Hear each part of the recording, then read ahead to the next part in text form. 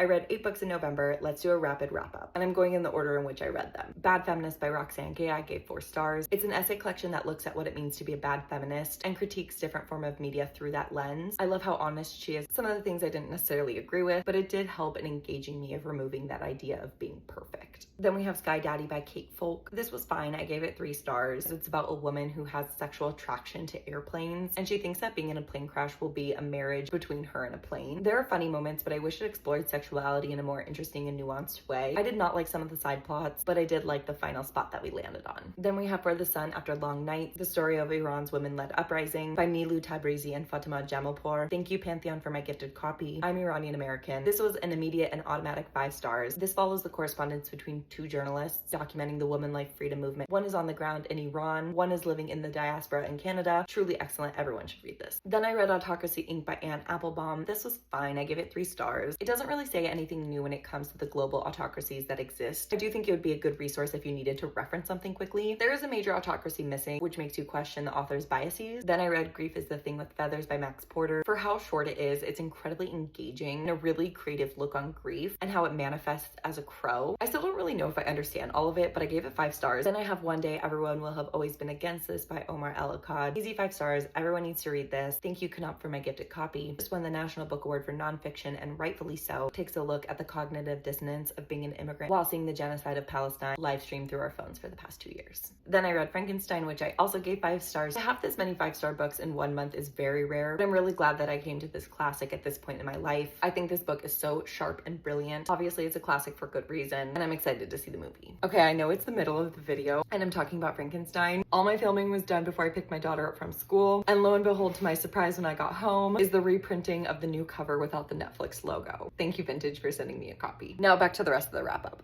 And the final book I read, I'm actually a liar. I'm still currently reading this. I just have a personal thing where I don't like to carry books over from month to month. And because I'm already at 75%, that's why it's staying in November. This is an epic and expansive novel exploring the titular characters of Sonia and Sunny and the ways that loneliness is interwoven into their life as well as the lives of their family members. While I'm not loving some of the plot points and there are some pretty frustrating moments, I absolutely love Desai's writing and prose. I'll probably give this 4.5 stars. That's everything I've read in November. If you've read any of these, what did you think?